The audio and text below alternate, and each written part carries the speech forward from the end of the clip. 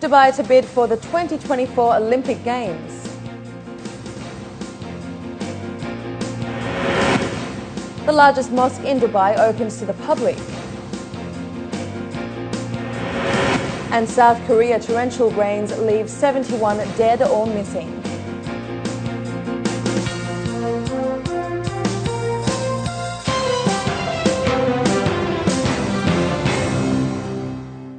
This is 7 National News. In our top story this evening, the UAE's National Olympic Committee confirmed that it will bid for the 2024 Olympic Games.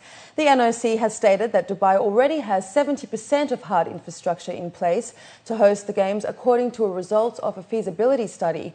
In terms of sports, Dubai is already home to the Dubai World Cup, the Desert Classic and Ladies Masters Golf, the Tennis Championships, and as well as the Rugby Sevens. Sheikh Hamdan bin Mohammed bin Rashid Al Maktoum, the Crown Prince of Dubai, is the chairman of a working group who commissioned a team of experts to assess Dubai's feasibility to enter into the Olympic bid. According to a local paper, the Crown Prince stated that hosting the Olympic Games would be a dream come true, but cannot be put into place until he is totally satisfied that the correct infrastructure is in place. He added that sport must be made more of a priority and that a future bid is most likely to be for the 2024 Olympic Games. Dubai's largest mosque, known as Al Farouk Omar bin Al Khattab Mosque, officially opened its doors on Friday with more than 2,000 worshippers who gathered to offer midday prayers. Among those in attendance were Islamic scholars, dignitaries and Emirati businessman Khalaf Al Habtour, who is the initiator behind the project. The Al Farouk Mosque, also known as Dubai's Blue Mosque, is one of the 3 mosques in the UAE that is open to all people of all nationalities. The architectural inspiration comes from Istanbul's Blue Mosque, that was built in the 17th century, known as Sultan Ahmad Mosque. As a prominent landmark built on 8,700 square meters with 4 minarets, Dubai's Blue Mosque has been built with the aim of increasing awareness to residents and visitors about the Islamic faith. According to officials, the mosque will not only be a popular tourist stop, but also serve as a center for Islamic studies and those interested in the verdicts and meaning of the Holy Quran. Al Farouk Umar ibn Khattab Mosque, which was built initially in 1988 and expanded in 2003, and here is the massive structure in 2010 and 11. Of course, our mission is to pass the message of the comprehensiveness of the Islam, the peace, the tolerance, the leniency, and the message that we have human rights in Islam, of course, along side by side of the Islamic civilization and Arabic heritage as well. This place is not only for Muslims, not only for Arabs. Also, this library is for non-Muslims, non-Arabs. They can join this library and they can find whatever they themselves ask. For example, we have this book, which is Fatwa Islamiyya, which means Islamic verdicts. They will have the answer of their question. For example, the fatwa or the verdict, for example, how to make wudu, how to be pure, how to make salah, how to fast, to make siyam. Ramadan is the 9th month in the Islamic calendar, which lasts between 29 to 30 days. It is a period when Muslims fast and refrain from eating and drinking during daylight. Millions of Muslims across the globe observe this holy month, and in the UAE, preparations have already begun across all sectors, and guidelines for the general public are in place. With just days to go before the holy month, 7 National News spoke with experts to better understand the significance of Ramadan. Every year, Muslims await the moon's ascent and appearance in the west during the 9th month of the lunar calendar.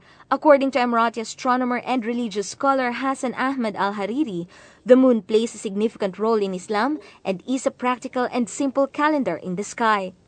In that calendar, Allah has also given us some specific holy month, like month of Ramadan and also Eid and also Hajj time. So identifying these occasions with the moon and moon calendar is made very simple for us. At any age, at any time, if you are on the sea, if you are on the shore, you are on the mountains, look at the moon and you can know exactly when to start your month, by a crescent in the west, and end your month by crescent in the east. Though there are many countries observing the moon, the announcement of its sighting from the Kingdom of Saudi Arabia is considered official, after which Ramadan begins and the moon goes through its phases as days turn into weeks and then a month. So also we are waiting for Saudi sometime, because if sometime not visible from UAE, could be visible from Saudi Arabia, which is very, very vast in areas. And also we can reach up to the levels of other countries which can support for us to say that we have observed the sighting. Crescent of the moon will only come visible when there is a special separation, enough angle of separation between the sun and the moon, which creates the crescent, the reflection of the light of the sun from the surface of the moon toward the observer eye. Apart from Muslims refraining from eating and drinking during daylight, religious scholars say there is more to Ramadan. According to them, it is a time for reflection. And in the UAE, many events are being held across the country during this time, which endeavors to promote virtues such as spirituality, humility, and charity. Physically, no food, no drinks, no relationship with your spouse. Those are lawful things, but you abstain from it. It teaches you discipline, teaches you restraint, teaches you patience for those who are very impatient. On the other hand, you exercise the fact that your body language is very peaceful. No pointing, no shouting, no walking around like, egotistical or, arrogant. On the other hand, your mouth does not speak any foul, nor it gossips, nor that it backstabs. Your eyes do not look at lawful or unacceptable. Your ears do not listen to gossip or harmful or, evil language and so on and so forth. So it's exercising for 12, 14, 16 hours, depends where you live, to enhance yourself and better yourself as a human being.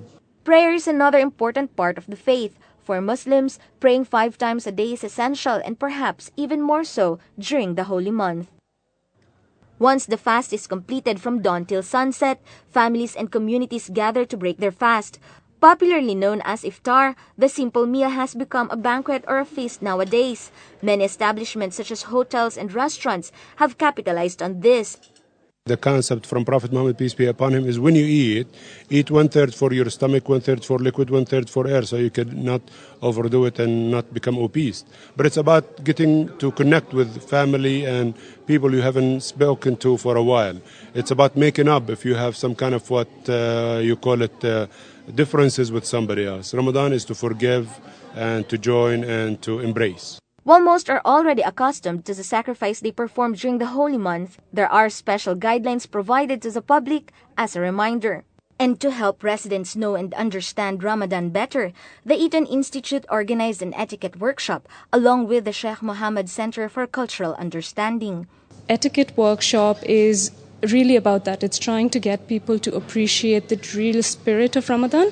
At the same time, really telling them basic things they should or should not do to unintentionally cause offense. This workshop was quite helpful for me because I come from Turkey and we have different tradition regards to Ramadan, and we don't hide, while we're eating in Ramadan. But here, I was quite curious how it's gonna be, and actually, I got my answer. As long as you respect each other, and you're fine. I believe that when we fast, our sensibilities are very high. So we actually do what we want to do, and we don't get diverted. We get more focused on what we are doing. And this is something that we can practice more during the fasting hours. The UAE is a melting pot of nationalities with varying faiths. Though not everyone in the UAE will fast during Ramadan, work timing has been reduced to 6 hours for all.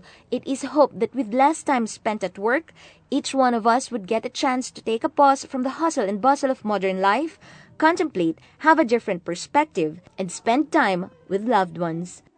Khadija Sali, 7 National News. Philanthropist Hamad Mubarak Al-Amiri has donated 100 tons of dates to the Red Crescent Authority to help famine and drought victims in the Horn of Africa. More than 13 million people are in need of food and water in Somalia that has witnessed the worst drought in 60 years, according to the United Nations. Representatives from the Khalifa bin Zayed Humanitarian Foundation, Sheikh Zayed bin Sultan Al Nahyan Foundation for Charitable and Humanitarian Works, Mohammed bin Rashid Al Maktoum Humanitarian and Charity Establishment, and the UAE Office for the Coordination of Foreign Aid have teamed up and are currently assessing the best possible way to deliver the aid. Given that the UAE currently ranks 9 among popular business destinations in the world, the need to educate entrepreneurs about franchise and agency businesses is crucial. As a result, the Dubai Chamber of Commerce and Industry recently organised a legal workshop on commercial agency contracts. During the seminar, legal experts outlined the rights of parties who enter into commercial agency contracts. Additionally, participants were also updated on the procedures regarding disputes as well as the overall legal framework. Almost all businesses in the UAE are conducted according to the commercial agency law, and since the UAE economy is gearing towards increased foreign investments, legal consultants stress the need to have a fair legal framework of a franchise agreement in order to protect the rights of agents in the country. The agency law attempts to protect agents in the UAE, thereby giving them a more equal footing on a contractual basis when they need it. The UAE agency law is primarily focused on all types of agency agreements and can cover anything from distribution to franchising. It's important for agents in the UAE to be aware of the agency law because it affords them a lot of protection. Looking to news abroad now, Seoul's National Emergency Management Agency has revealed that at least 71 people are dead or missing after torrential rains lashed the South Korean capital Seoul and surrounding areas. More than half a metre of rain has fallen in the Seoul region since late Tuesday, according to the Weather Bureau, in the heaviest deluge for July since 1907. Power outages hit Seoul, home to about 25 million people, again on Thursday, including in the business district. Dozens of landslides were reported around Seoul and mud streams flooded low-lying areas and swamped thousands of cars. The Financial Supervisory Service, the country's financial regulator, estimated the bill for car damage alone to be about $38 million. An explosion at a Ukrainian coal mine killed at least 17 miners on Friday, according to the Emergencies Ministry, the latest in a series of accidents that has raised concern over safety standards in the industry. 2 miners were injured in the early morning explosion at a mine in the Luhansk region, and 9 were missing. President Viktor Yanukovych and Prime Minister Mykola Azarov visited the site of the accident later in the day and had ordered the government to set up a commission to investigate the blast. The Emergencies Ministry said an investigation was underway to determine the cause of the blast, but Interfax news agency quoted a regional mining official as saying the explosion was caused by a concentration of methane gas inside the mine, where 252 people were working at the time. Ukraine's energy and mining sectors have been plagued by accidents against a background of poor infrastructure and lax safety regulations. Up next, we have the day's business news, so stay with us.